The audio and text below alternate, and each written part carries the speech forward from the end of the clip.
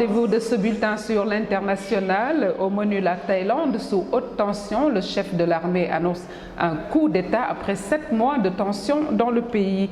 Afrique du Sud, Zuma reconduit pour 5 ans par le Parlement sur fond de crise sociale. En Libye, le général Haftar, proche de la CIA, prêt à prendre le pouvoir. Des tractations sont en cours. Au Mali, les rebelles Touaregs reprennent Kidal et d'autres pays et d'autres villes du nord. Le président Ibeka demande un cessez-le-feu immédiat. Et puis en Californie, une femme séquestrée 10 ans retrouve la liberté. Vous verrez en images son présumé agresseur.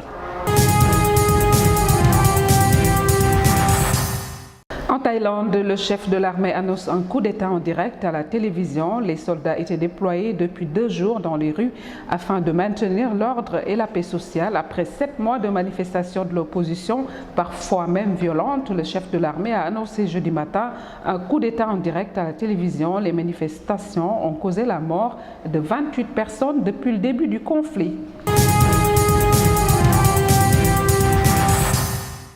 Présidentielle en Afrique du Sud, c'est à Nelson Mandela que Jacob Zuma a dédié la victoire de l'ANC, Congrès national africain, aux élections législatives du 7 mai dernier. Le chef de l'État sortant, qui a été élu mercredi président de la République d'Afrique du Sud par le Parlement réuni au Cap, adore se comparer au premier président noir du pays. Jacob Zuma entame un 2e quinquennat sur fond de crise sociale. Pour votre curiosité, retenez l'homme fort d'Afrique du Sud, Zuma, vient comme Nelson Mandela d'un milieu très modeste, né en avril 1942 dans le petit village de Kandla. Son père policier est mort quand il était très jeune. Sa mère faisait des ménages chez les Blancs.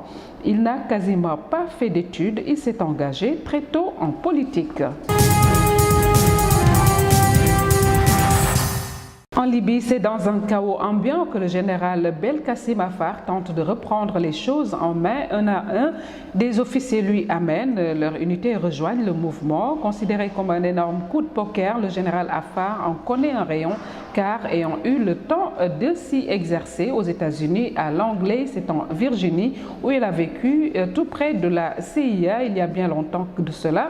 Haftar servait sous les ordres de Kadhafi. Après la chute de Kadhafi, le pays est devenu un Far West. L'État n'existe plus, l'armée non plus, et les milices qui ont participé à la libération du pays sont toujours en armes. Au Mali, après la reprise de Kidal par le MNLA, le président Ibeka a demandé un cessez-le-feu immédiat dans les combats entre forces régulières et groupes armés déclenchés mercredi matin au nord-est, alors que les rebelles affirmaient avoir pris d'autres villes en plus de Kidal. Dans un discours prononcé lundi, le président malien Ibrahim Boubacar Keïta a indiqué que sa priorité reste le dialogue. Les groupes ayant livré bataille contre l'armée sont le MNLA, le Haut Conseil pour l'unité de l'Azawad, et le mouvement arabe de l'Azawad MAA, affirmé à l'AFP Moussa Agué Astrid, un responsable du MNLA joint à Kidal. Boko Haram campe toujours sur sa position de retenir les quelques 250 lycéennes nigérianes capturées. De nouveaux renforts américains sont annoncés par les États-Unis. Les recherches se poursuivent pour retrouver les lycéennes enlevées au Nigeria le mois dernier. Mercredi, le président des États-Unis, Barack Obama, a annoncé que 80 militaires américains avaient été déployés au Tchad pour soutenir les opérations de renseignement et de surveillance. Même si les États-Unis ont pris le parti de venir en aide aux autorités nigérianes, et que leurs drones opèrent depuis le 11 mai dernier, ils n'en ont pas moins vivement critiqué le président Goodluck Jonathan pour sa gestion de la crise et son incapacité à stopper la violence qui a causé plus de 2000 morts depuis le début de l'année. Néanmoins, la porte-parole du département d'État, Jennifer Zaki, a estimé qu'il n'était pas trop tard pour agir contre le groupe islamiste. Boko Haram est cependant bien loin de cesser ses actions. Le groupe islamiste a revendiqué depuis 1 mois et demi une série d'attaques, dont 2 attentats à la voiture piégée à Abuja qui ont fait au total une centaine de morts. Tensions politiques et arrestations d'étudiants au Niger. Au moins 10 étudiants ont été blessés et de nombreux autres arrêtés au terme de 2 jours de violentes manifestations mardi et mercredi à Niamey. Le fils du président du Parlement et 2 de ses proches ont par ailleurs été arrêtés, suspectés d'être liés à l'attaque de la maison d'un député proche du régime.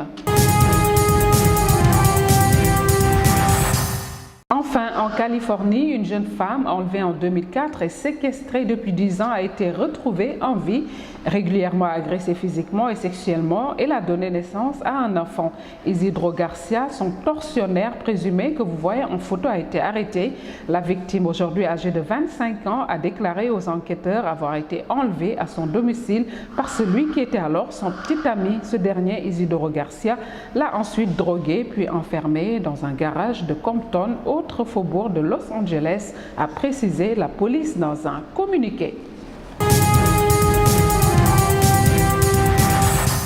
Voilà, c'est tout pour ce bulletin consacré à l'actualité internationale. Merci à nos partenaires de Reuters. On se retrouve demain.